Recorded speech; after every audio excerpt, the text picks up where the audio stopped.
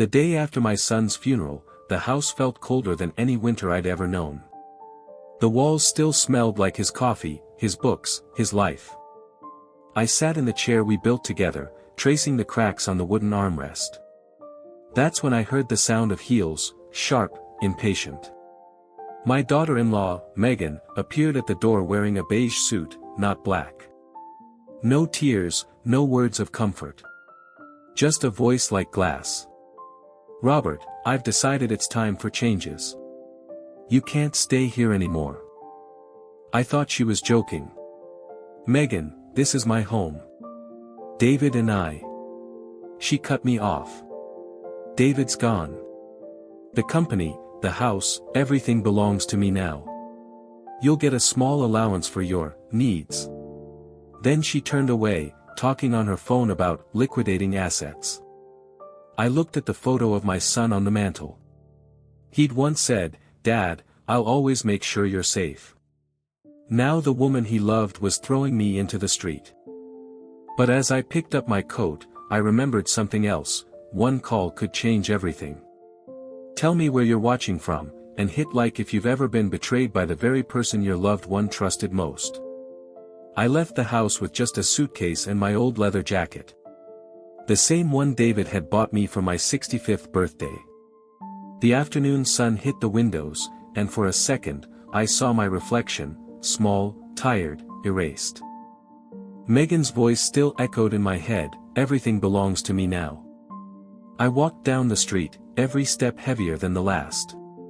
The neighbors watched through their curtains, pretending they didn't.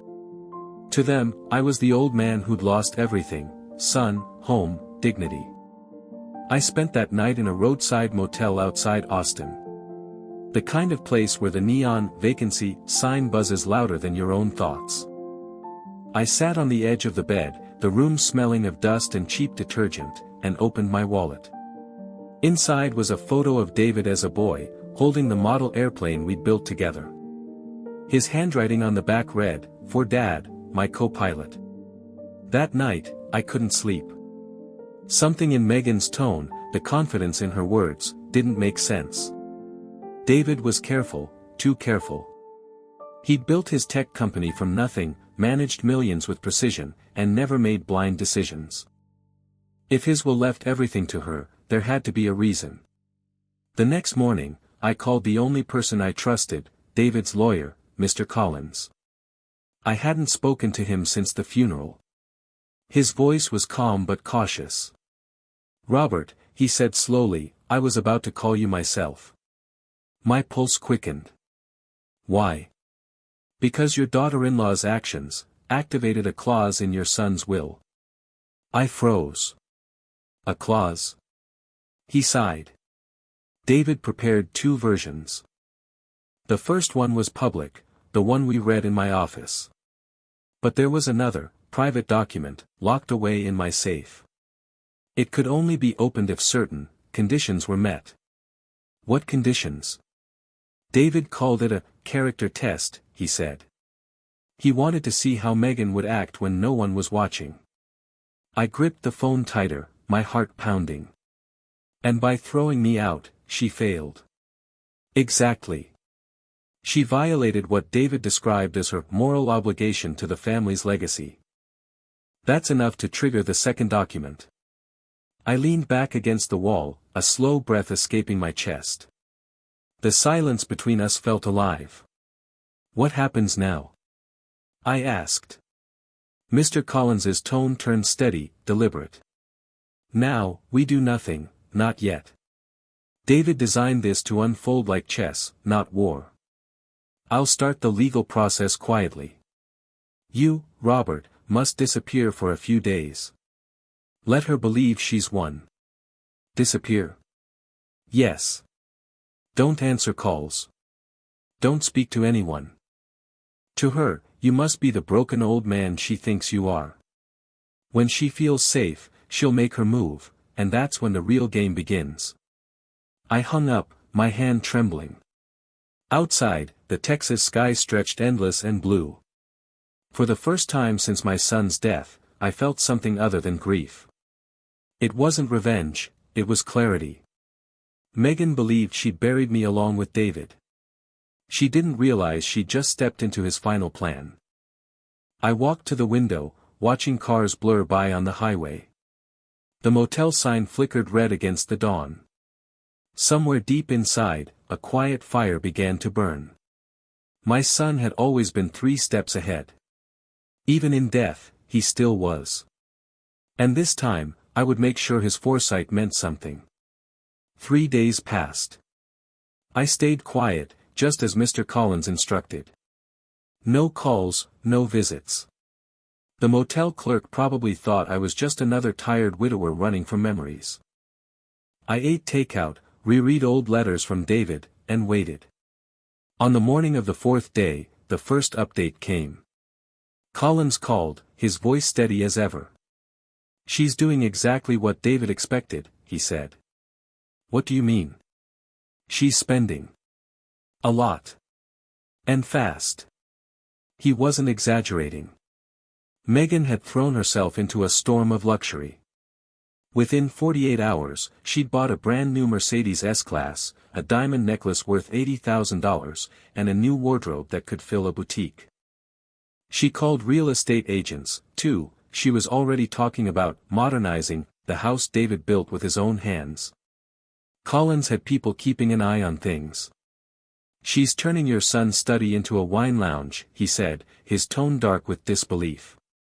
"Told the contractor to throw out all his books." I closed my eyes, picturing the room, the old desk, the map of the U.S., where David marked every city his company reached, the smell of cedar and ink. I clenched my jaw. "She's erasing him." "Yes," Collins said quietly. "And she doesn't realize she's erasing herself in the process." The next morning, it began. Megan woke up to a phone full of alerts: transaction declined, insufficient authorization, pending review. At first, she assumed it was a system glitch. But when her platinum card was refused at a high-end restaurant, her confidence cracked. By noon, she was calling the bank. Collins had already predicted it. "She's furious," he told me later. "Screaming at customer service, threatening to sue. But the holds are legal, airtight. Every asset tied to the Peterson estate is frozen under review." Her voice echoed through the background of his report, shrill and panicked. "You can't do this to me. It's my money." I sat on the motel bed, listening in silence.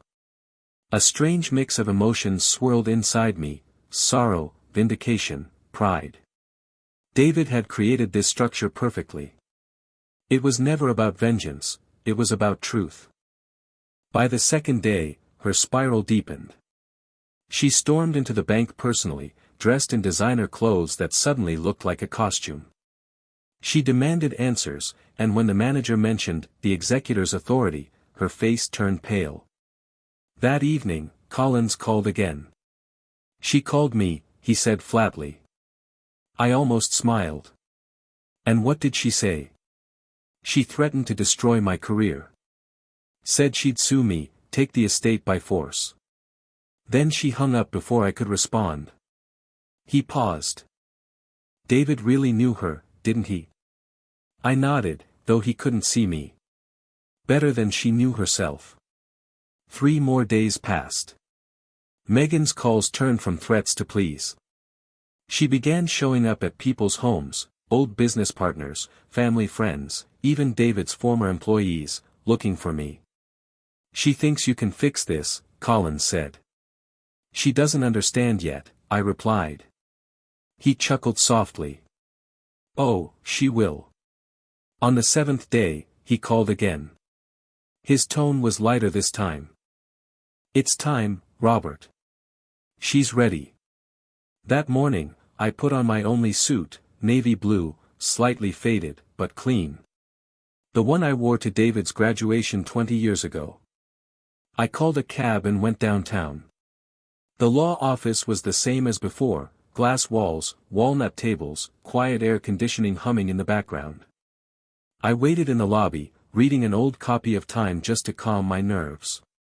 The elevator doors opened with a soft chime. Megan stepped out. But she wasn't the same woman who had thrown me into the rain a week ago. Her face was pale, the dark circles under her eyes made her look years older. Her hair was unbrushed, her expensive clothes rumpled. When her eyes met mine, she froze. The silence stretched so long I could hear the ticking of the clock behind the receptionist. "Robert," she whispered. You're here." I closed the magazine, laid it on the table, and met her gaze.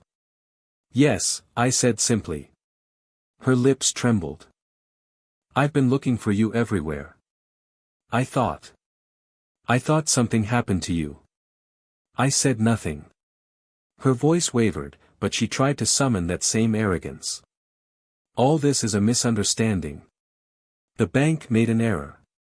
Collins is trying to sabotage me." I still didn't respond. My silence seemed to crush her faster than any insult could. The office door opened. Mr. Collins stood there, calm and collected. "Mrs. Peterson, Mr. Peterson. Please, come in." We sat at the long conference table. Collins unfolded a document, not the one I had seen before, but a sealed cream envelope with a wax stamp. "This," he said, "is the private clause of David Peterson's will, the one activated by your recent behavior, Mrs. Peterson." Megan frowned, her voice sharp. "Activated by what behavior?" Collins tapped a page on the table. "By violating your fiduciary duty to protect this family's welfare. By removing your father-in-law from his home and attempting to liquidate the estate without authorization." Her jaw tightened. "That's ridiculous." He ignored her. "This clause nullifies the previous will. As of this morning, all assets, company shares, bank accounts, real estate, are to be transferred into a trust called the David Peterson Foundation. The trustee, executor, and sole administrator of that trust," he turned his eyes to me, "is Robert Peterson." The sound in the room died. Megan stared at me as if she hadn't heard right. That's impossible. That money was mine." "No," Collins said evenly. "It was never yours. It was a test. And you failed it." She blinked rapidly, her face draining of color. Her hand shook as she reached for the edge of the table. You can't do this." I looked at her for a long time. Then quietly, I said the only words that came to mind. "I didn't. David did." Megan's chair scraped the floor as she stood abruptly, her breath shallow. The reality of her situation, the bankruptcy of her greed, was written all over her face. And for the first time since my son's death, I felt peace. The game was over. David had won. Megan didn't sit back down. She stood there as if the floor itself had shifted, fingers pressed so hard into the table edge her knuckles went white. "Mr." Collins slid the sealed envelope back into his folder and spoke with the steady cadence of a judge reading a verdict. "Mrs. Peterson, effective immediately, you are authorized a monthly stipend of $2,000 from the trust, conditional upon verifiable full-time employment. You may occupy the guest cottage for up to 60 days while you secure that employment. Any attempt to sell, transfer, or encumber estate property violates the order and terminates support." Her mouth opened, then closed. 2,000. She said it like a foreign word. "Per month," Collins confirmed. "Payable on the first business day, provided documentation is current." She stared at me, eyes glassy. "Robert, you wouldn't let this happen." "David wouldn't." I kept my voice low. "David did. He knew what he was doing." The room held its breath. And then the mask cracked. Megan's shoulders sagged, her breath hitched, rage, humiliation, fear, racing each other across her face. She reached for her bag with a trembling hand, missed the handle, and the contents spilled, a metal card case, a compact, a parking ticket folded in half, the corner stamped in red, $68 due. She knelt to gather everything and, for a second, stayed there, on her knees on the carpet, hands hovering, as if she herself didn't quite understand how she'd come to be in that position. A week ago, she'd stood over me like a queen. Now gravity was doing the talking. Collins didn't gloat. He just said, "Mrs. Peterson, I'll have my assistant email you the compliance checklist. We'll need a W-2 or a written offer with hours and pay. You'll also need to return the key fobs for the main house. The cottage uses a separate entry code. We'll change the primary codes by tomorrow at 5. Her head snapped up. "You can't lock me out." "The trust can," he replied, neutral. "The main residence is now administrative space. You'll have access to the cottage, the garage bay nearest the fence, and your personal effects. Movers will be there Saturday between 9 and noon." She rose slowly, clutching her bag to her chest as though it were a life vest. When she reached the door, she turned. "Robert, please. Just, please." I didn't answer. I couldn't. Any word from me would have ruined the work David had done. She left. The door clicked softly behind her. The silence held for a beat. Collins exhaled through his nose, a long, careful breath, then turned to me with a look I hadn't seen on his face before, pity and respect in equal measure. "You did well," he said. I nodded, though my hands shook under the table. He gathered the files, squared the edges, then hesitated. "There's something else." His tone changed, quieter. He glanced at the frosted glass, then back at me. "Robert, mi abogado mi lamo, habla con tu hija ahora. Lo que me dijo después me destruyó por dentro." He held my gaze and translated himself. "My lawyer called me and said, talk to your daughter now." What he told me after, it broke me inside. I felt a cold line trace my spine. "What are you talking about?" Collins took out a small envelope, no wax seal, just my name in his precise pen. "David left me instructions for a handful of contingencies. Most were legal. One was personal. If the clause triggered and Megan was removed from control, I was to tell you to call Emily." My breath caught. Emily. My daughter. We hadn't spoken more than polite words at Christmases for years. Pride and small injuries have a way of compounding interest. "Why?" I asked, though the question tasted like I already knew I wouldn't like the answer. "She went to see David in March," Collins said softly. "At the hospital. He didn't tell you because you were recovering from your fall and he thought it would scare you. He asked her to promise that if anything happened to him, she would make sure you weren't alone." Collins swallowed. "He recorded a message for you. It's on the flash drive in that envelope." The room swayed a fraction. March. I'd thought the stomach bug that knocked David out for a week was just a flu. I'd thought we had time. My chest tightened the way it does before a storm. "Why tell me now?" I managed. "Because his plan is done," Collins said. "And because Megan has already tried to get to Emily." I looked up sharply. "She called your daughter 2 nights ago," he continued, eyes steady. "Offered her money to sign an affidavit claiming you were verbally abusive, to muddy the fiduciary clause and slow the trust. Emily refused. She called me instead." A hot flush rose in my face, anger, shame, the bitter sediment of old distance. Emily had stood up for me. I had not been there to stand up for her for years. The envelope grew heavier in my palm.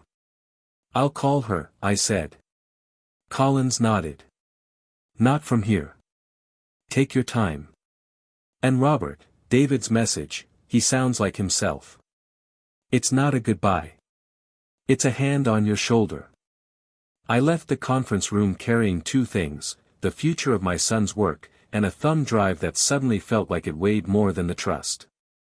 In the lobby, Megan was at the reception desk, voice low, manicured finger tapping the counter. "I need validation for the garage," she said. "Please.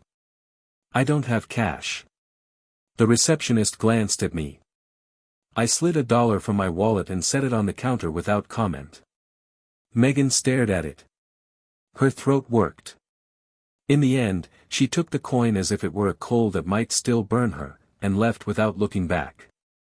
Outside, the September air was bright and merciless. I walked along Congress Avenue until I found a bench in the shade of a young live oak, sat down, and opened the envelope. The drive caught a sliver of sun. My fingers weren't steady as I plugged it into my phone with the adapter David had insisted I keep, for emergencies. He'd laughed when he handed it to me last Christmas. Future-proofs you, Dad. The video opened to an unflattering hospital angle. Those rooms never did anyone favors. But his eyes, God, his eyes were clear. Hey, Dad, he said, and the sound of his voice undid me. If you're watching this, Collins kept his promise and so did the universe in its annoying way. First, I'm okay. If I'm gone, I'm still okay. You taught me that whether we're in Rome or Round Rock, character is geography proof. He smiled, that twitch at the corner like he was holding back a bigger one. Second, if Megan failed my test, I'm sorry you had to be the instrument. I hated that part of the design. I hope you never see this. But if you do, it means the weight shifts to your shoulders now. You're good at weight. You carried me through my first company, remember? When it was just 5 laptops and a garage that smelled like oil and bad coffee. He glanced down, serious again. Third, Emily. Please call her. I asked her to be your backstop because you two are the same kind of stubborn. I think that's why you clashed. Stubbornness is just devotion that forgot it's allowed to be soft. She loves you. Let her. The video ended with him leaning forward to turn the camera off. His last frame was mostly ceiling, a white square tile with a brown speck at the edge, the everyday kind of image that hides at the center of the most important days of our lives. I sat there a long time with the phone warm in my hand, counting the seconds like prayer beads. Then I dialed. Emily answered on the second ring. Dad? Her voice was the same as when she was 8 and called from a friend's house to ask if she could stay late to finish a puzzle.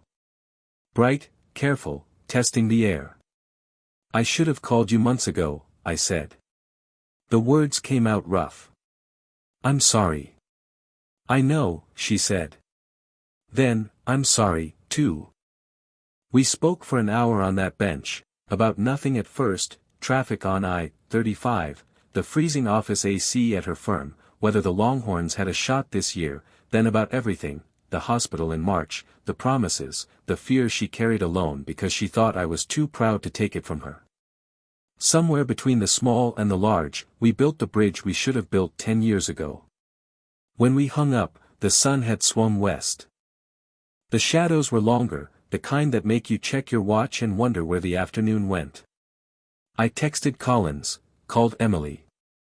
Thank you. He answered with a thumbs up and a line, keys to cottage at 5. Movers sat 9 to 12. At 4:45, I drove back to the house I had entered as a father and would re-enter as a trustee. The security company van was in the driveway. A tech in a navy polo handed me a new fob and a printed sheet. Main house codes changed at 1700, he said. Cottage code is the temporary on the sheet. We'll set your permanent Saturday. Megan stood by the garage with 2 suitcases and a cardboard wardrobe box, her hair pulled into a tight knot that couldn't hold back the loose strands. She watched the tech leave, then looked at me the way a diver looks at the surface after running out of air. I don't have anywhere else to go, she said. No angle, no performance left in the voice. Just fact. The cottage is clean, I said. You'll have heat, water, Wi-Fi. The trust will cover basic utilities. The first stipend posts on Monday if you get an offer letter to Collins by 5. She nodded, once. For a second, the ghost of the woman David had loved stood there, the one who used to bring homemade peach ice cream to July barbecues because my wife had loved peaches. Then the ghost faded, and the person remained, a woman who had mistaken wealth for identity, now learning the hard math of subtraction. She looked at my hand. "Thank you, for the $1. It was for the meter," I said. "I know," she whispered. She wheeled her suitcase toward the cottage path. Halfway there, she paused and turned back. "Was I ever good?" she asked, surprising both of us. I thought of David's video, of his careful words, of the way he had designed mercy into the machinery of justice, $2,000, a roof, a condition that asked her to work rather than vanish. "You can be," I said. "Start there." She nodded and kept walking. I stood in the driveway as the porch lights came on automatically, one by one, with soft electric clicks: entry, mudroom, library. In the window of the library, my reflection found me again, older, yes, but standing straighter than I had 7 days ago. My phone buzzed. A text from an unknown number: "This is Javier with Austin Learning Center. Mr. Collins said you're setting up a tech scholarship. We'd like to talk partnerships." Then another, from Emily: "Dinner Sunday? 6:30. I'll bring peach pie." I laughed in the quiet, the kind of clean, startled laugh that feels like a window opening. I typed back yes to both. Justice, I decided, isn't a hammer. It's a level. It finds the tilt and corrects it a degree at a time until the bubble comes back to center. David had set the tool. My job was to hold it steady. Behind me, the cottage door opened and closed. The lock clicked. Somewhere inside, a faucet ran. Somewhere farther inside, in the room where a week ago I'd been told to go die in a dumpster, the air felt different, charged not with loss, but with duty. Tomorrow, I would move the desk back an inch to where David liked it, hang the framed blueprint he drew of our first server rack in 2011, call the principal of the middle school on Riverside about the coding lab they couldn't fund, and start the paperwork for the Foundation's 501(c)(3). Numbers, forms, plans, ordinary work stitched into an extraordinary promise kept. Tonight, I would call my daughter again. And when I said goodnight, I'd say it to a future that finally sounded like it belonged to us. The next morning, I woke to the sound of birds, real ones, not the hollow hum of the city. The cottage was small but clean. The air smelled faintly of cedar and rain. I boiled coffee on the stovetop, the old-fashioned way, because I couldn't bring myself to use the fancy espresso machine Collins had sent over. Through the kitchen window, I could see the main house, tall, still, its white shutters gleaming in the Texas sun. It looked exactly the same, and yet it wasn't. The air around it carried a strange calm, like the house itself had taken a breath after years of holding one in. Megan's car was gone.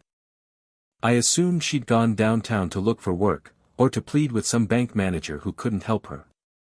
A small part of me pitied her. Losing everything in 7 days had to feel like drowning in slow motion. By mid-morning, Collins called. "Robert," he said, "today's the day we open the foundation account.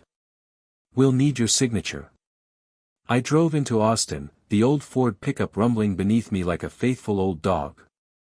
When I arrived, the bank manager greeted me with the kind of respect reserved for people whose names were now on 7-figure accounts. It didn't feel like power, it felt like responsibility. David's work was in my hands now. We spent 2 hours signing documents, forming the David Peterson Foundation for Technology Education. When we finished, the banker shook my hand and said, "Your son must have been a remarkable man." "He was," I replied. "And he still is." Outside, the heat hit me like a wave, but for the first time in months, it didn't feel suffocating. I drove home with the windows down, letting the wind carry away the stale air of grief that had lived in my lungs since the funeral. That evening, Emily came over. She stepped out of her car holding a pie in one hand and a bottle of wine in the other. "I didn't know if you still drank red," she said. "Sometimes," I said. "But pie is mandatory." We sat on the porch of the cottage, the same porch where, just a week ago, Megan had told me to get out and die somewhere. Now, laughter floated where anger once lived.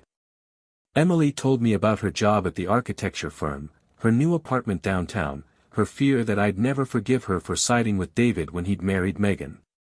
"There's nothing left to forgive," I said. "We all make choices with the information we have. You protected him. That's what a sister should do." She smiled, eyes glistening. "He always said you were better at peace than people give you credit for." We talked until the sky turned indigo. When she left, she hugged me tightly, the first real hug between us in years. "Don't disappear again," she whispered. "I won't," I promised. The next morning, Megan knocked on the door. She was dressed in jeans and a plain blouse, a far cry from her tailored suits. Her makeup was gone, her hair hung loosely. In her hand, she held a crumpled sheet of paper. "I got a job," she said. "Barista. Morning shifts, $16 an hour plus tips." I nodded slowly. "That's honest work." She hesitated, then added, "I start tomorrow. Then you'll earn your stipend." She looked down. "Thank you, for not making it worse." "It wasn't my mercy," I said. "It was David's." Her eyes flicked up. "He really planned all this, didn't he?" "Every word," I said. She lingered a moment longer, then left. When the door closed, I sat back at the table and looked at the stack of foundation paperwork. The house was quiet again, but it was a different kind of quiet, not grief, not emptiness. The kind that comes before something new begins. 3 days later, Collins arranged a press release. Peterson Foundation to offer full scholarships for rural students interested in technology. The article ran in 3 state papers and spread fast online. Donations began trickling in. One came with a note: "I worked for your son 5 years ago. He changed how I saw the world. Glad to see his work lives on." That night, as I sat by the window with my ledger, I heard a soft knock. Megan stood there again, holding 2 takeout cups. "Coffee," she said simply. "From the shop." I took one. "How was your first day?" "Exhausting," she said, laughing softly. "But, good. I met people. Normal people. No investors, no board members. Just folks who talk about weather and their kids. That's worth more than most people realize," I said. She nodded. "You know, one of them recognized my name. Asked if I was that Peterson woman from the papers. I said I was just Megan from the cafe." She looked up, eyes steady. Maybe that's who I needed to be all along. Something in her tone was genuine. For the first time since David's death, I saw not the woman who betrayed him, but the one he must have fallen in love with before ambition devoured her. She turned to leave, then paused. "Robert, would it be okay if, sometime, I helped with the foundation? Not for money, just to do something that feels right." I studied her for a moment. The cynic in me wanted to say no. But the part of me that remembered David, the part that had watched him forgive mistakes I never could, said otherwise. "Start by helping Emily with the scholarship applications," I said. "She could use another pair of eyes." Megan blinked, surprised. "You trust me with that?" "Trust is earned," I said. "This is your first chance to start." She nodded, holding the cup close to her chest. "Then I'll start tomorrow." When she walked away, the air felt lighter. Maybe David hadn't just left behind a plan for justice. Maybe he'd left behind a map for redemption. The next week, the foundation hosted its first community meeting. 40 parents came, some with their children, all eager to hear about scholarships. I spoke briefly about David's dream to make technology education free for anyone willing to learn. As I talked, I saw Megan in the back, helping Emily hand out forms, smiling shyly when someone thanked her.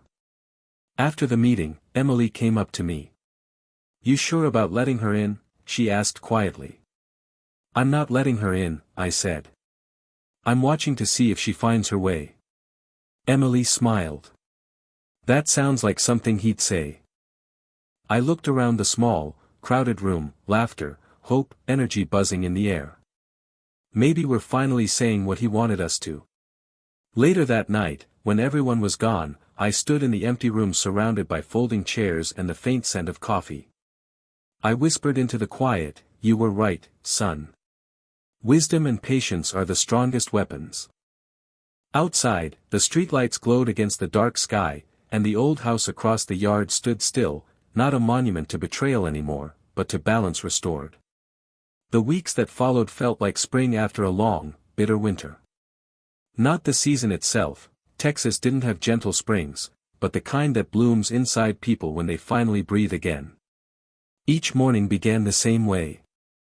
I'd walk across the yard to the main house, now the foundation's headquarters, unlock the door, and open the curtains to let the light in.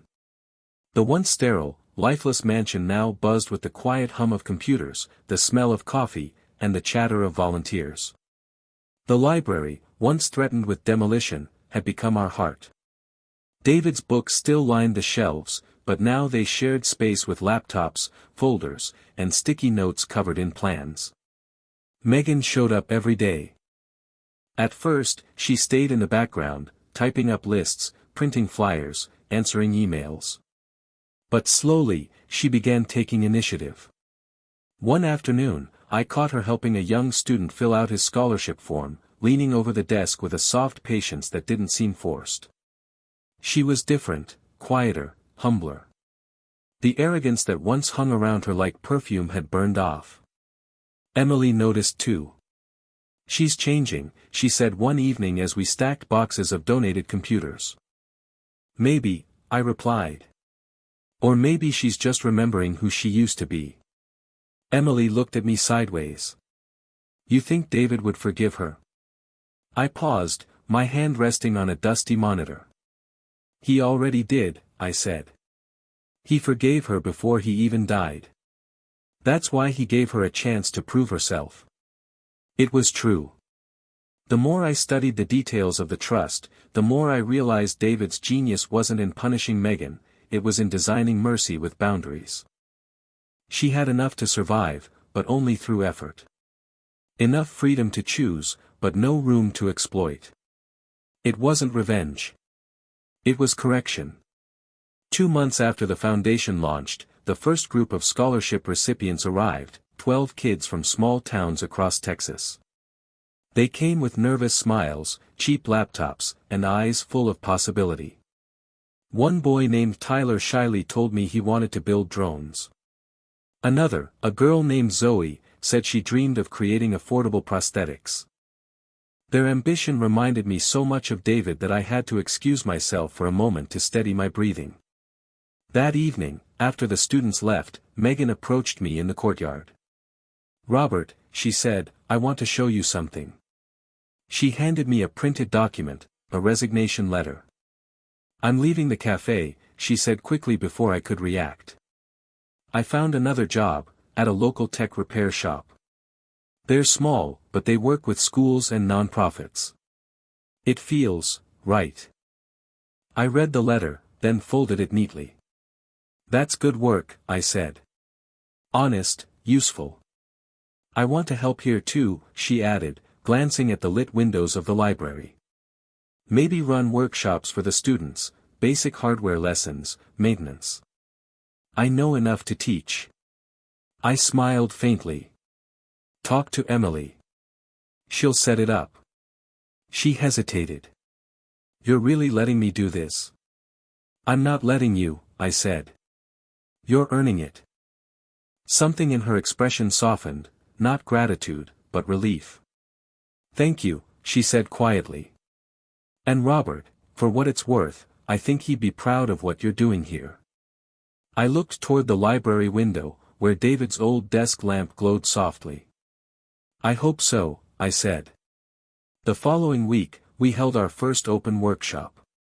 Megan stood at the front of the room, teaching a group of teenagers how to assemble old desktops from spare parts. Emily and I watched from the back. The kids laughed, asked questions, argued over cables. It was messy, imperfect, alive. When the class ended, Megan turned off the projector and looked at me. "You're staying for dinner, right?" she asked. "Dinner?" I raised an eyebrow. "I'm cooking. Don't worry, nothing fancy. I just thought maybe it's time this house stopped feeling like a museum." That night, we ate together for the first time. Just the three of us, me, Emily, and Megan, at the long dining table that once hosted investors and corporate dinners. The food was simple: roasted chicken, salad, and cornbread. Emily poured iced tea, and Megan passed the dishes. For a while, no one spoke. Then Emily broke the silence. "You know," she said, "if someone told me 6 months ago that we'd all be sitting here like this, I'd have laughed." Megan chuckled softly. "You and me both." I looked at them, two women who'd once been enemies, now sharing stories about burnt recipes and stubborn printers. For the first time, the house didn't feel haunted. It felt healed. Later that evening, after they left, I walked through the quiet halls alone. My steps echoed differently now, no longer heavy, but purposeful. I entered the library and sat at David's desk. On the corner sat the photograph of him at 20, wearing a hoodie and that grin that said, "I'm going to change the world, Dad." "I think you did," I whispered. The window was open, letting in the warm night air.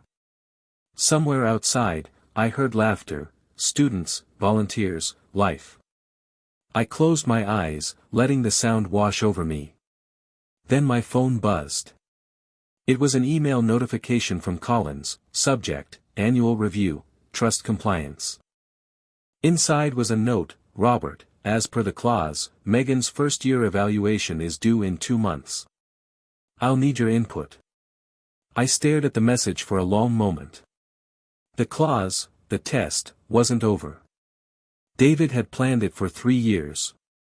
Megan's stipend, her role, even her chance at redemption, all of it would be reviewed annually. And suddenly, I understood the depth of David's foresight. He hadn't just built a trap. He'd built a system that could evolve. Justice that could breathe. The next morning, I met with Collins. "What happens if she passes?" I asked. He adjusted his glasses. "Then, per David's design, a portion of the trust dividends, 5%, will transfer to her name. It's not wealth. It's participation. And if she fails?" He looked at me, steady. "Then the funds revert to the foundation permanently." I nodded. "Fair." Collins smiled faintly. "Your son believed in second chances, but not unlimited ones." That evening, I told Megan about the review. She didn't flinch. "Then I'll just keep doing the work," she said simply. And she did. Every day, she showed up early, stayed late, and treated every task, from fixing keyboards to sweeping floors, with quiet sincerity. I didn't praise her often, but I didn't need to. She wasn't chasing approval anymore. Sometimes, I'd catch her standing in the library doorway, looking at David's portrait. Once, I heard her whisper, "I'm sorry." I didn't interrupt. Some apologies aren't meant for witnesses. Months later, when the first foundation students presented their projects, small robots, code simulations, and software prototypes, I saw something extraordinary. The world David had imagined wasn't just alive, it was expanding. And at the edge of the stage, holding a clipboard and smiling proudly, stood Megan. Justice had done its work. But more than that, transformation had. As I locked up the building that night, I turned off the lights one by one until only the library lamp remained. The same lamp David used when coding through the night. Its glow spilled softly over the desk, warm and alive, a beacon for anyone willing to start over. And for the first time, I realized, this wasn't just my son's legacy. It was all of ours. By the time autumn settled over Austin, the foundation had outgrown the house. What began as 12 students had grown into 86 across 3 counties. The library's oak shelves, once filled with silence, now rattled softly with the hum of laptops and the laughter of children who'd never owned one before. The air was filled with purpose, the kind that doesn't need to shout to be felt. Every week, new stories poured in: a farmer's daughter who learned coding and built an app to track crops, a shy teenager from San Marcos who designed a low-cost wheelchair prototype. Each success stitched another piece into the fabric of David's legacy. Emily ran operations now, sharp, focused, steady like her brother. Megan oversaw the community side, organizing workshops and partnerships. And I watched. I guided when needed, corrected when asked, and learned to let go of the reins I once held too tightly. One Thursday evening, as the last students left, I found Megan alone in the library, stacking donated books. Her sleeves were rolled up, her hands were covered in dust. "You missed the gala committee meeting," I said lightly. She smirked. "I figured they could survive one without me.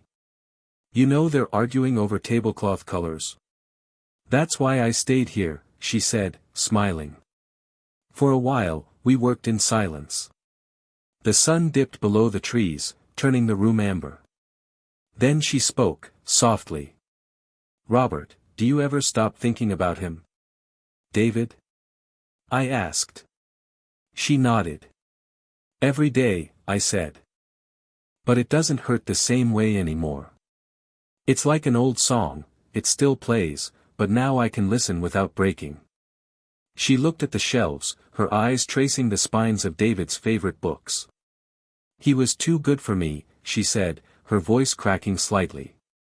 "I knew it even when we were together. I wanted to be worthy of the world he was building. Somewhere along the way, I convinced myself I had to own it to belong to it." I set down the book in my hands. "Maybe now you're finally earning your place in it." She turned to me, eyes shining with unshed tears. "Do you think he'd forgive me?" I didn't answer immediately.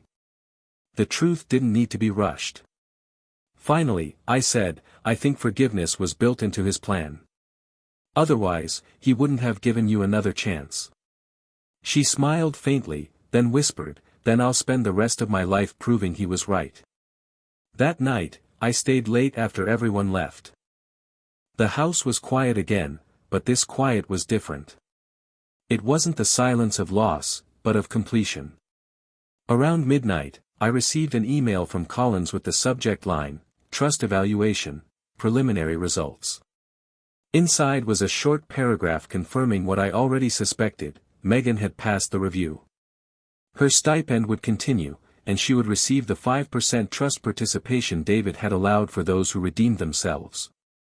5% of a multi-million-dollar foundation, not wealth, but dignity.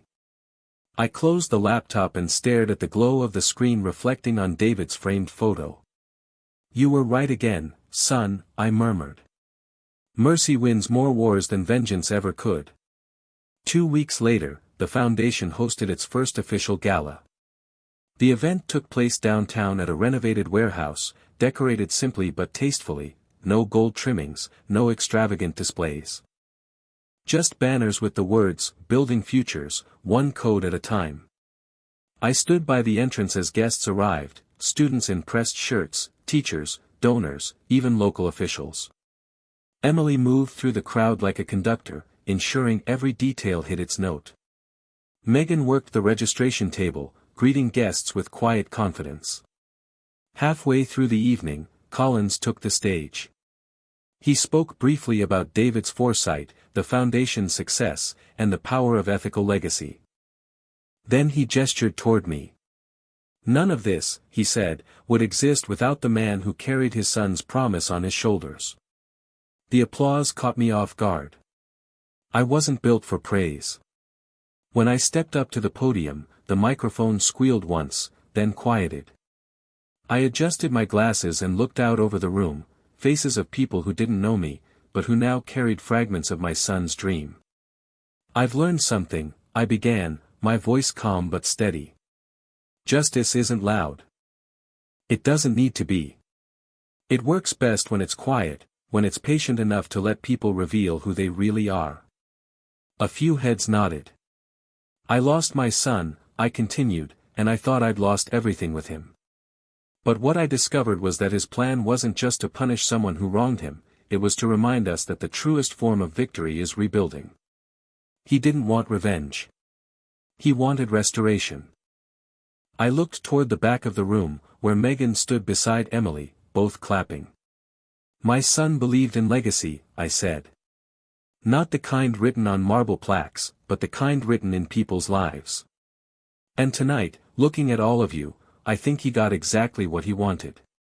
The applause this time was softer, but warmer, the kind that carries meaning instead of noise. After the speeches, people mingled and laughed. A young student named Zoe approached me, holding a small 3D printed charm shaped like a gear. "Mr. Peterson," she said shyly, "I made this. It's for you." I took it carefully. "It's beautiful. What does it do?" She grinned. "It doesn't do anything. It's a reminder. Every machine needs one gear that keeps the rest in motion. You're that gear." Her words stayed with me long after the gala ended. The next morning, I found Megan sitting on the cottage porch with a notebook in her lap. "Couldn't sleep," she said. "I've been thinking about starting something, a program for single mothers who want to learn tech skills. The foundation can sponsor it." "That sounds like something David would have liked," I said. She nodded. "That's the goal."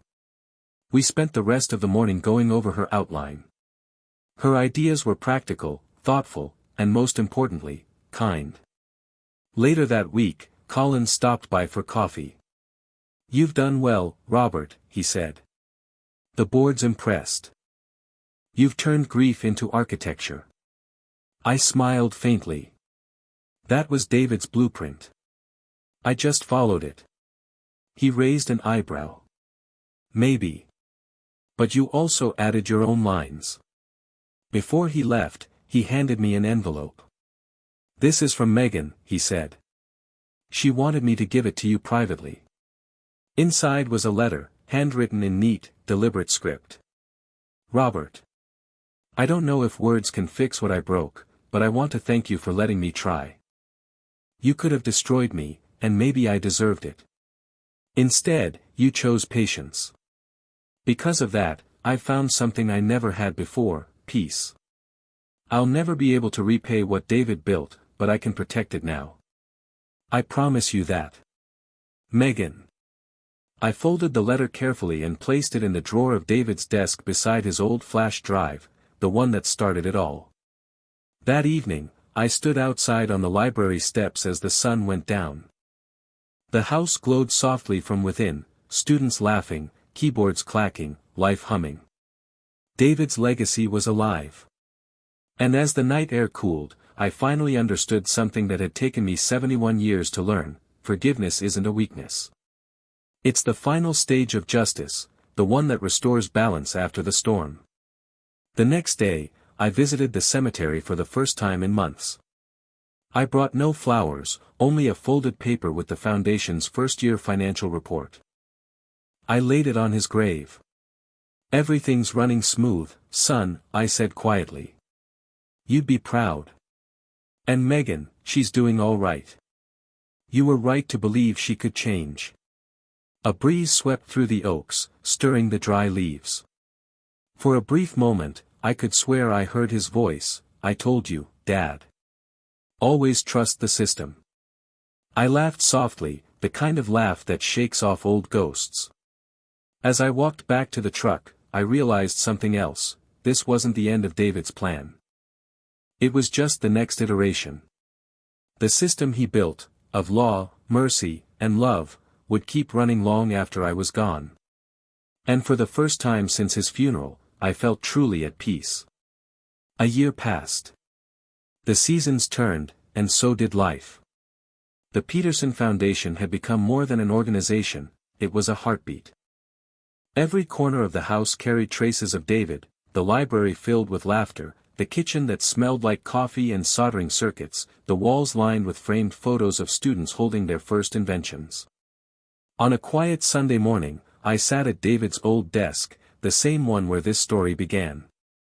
Outside, the sun spread across the garden, glinting off the metal sign that read, The David Peterson Tech Scholars Foundation, EST 2024. A simple line, but behind it lived hundreds of stories. Emily walked in, holding 2 cups of coffee. "Full house today," she said. "The robotics team from Houston's here." I smiled. "Good. Let them use the garage for testing." That's where David started, with noise and chaos. She laughed and kissed me on the forehead before heading out. A few minutes later, Megan appeared at the door. She wore jeans and a white t-shirt with the foundation's logo, no jewelry, no trace of her old life. "Robert," she said, "the new interns are asking for you. They want to hear how the foundation began." I stood, brushing dust from my sleeves. "Then let's tell them the truth," I said. "That it began with loss, and with a man who believed that even from loss, something good could grow." We walked together through the hallway filled with framed newspaper clippings and letters from graduates. For a moment, Megan stopped before one photo, David, smiling, arm around both of us.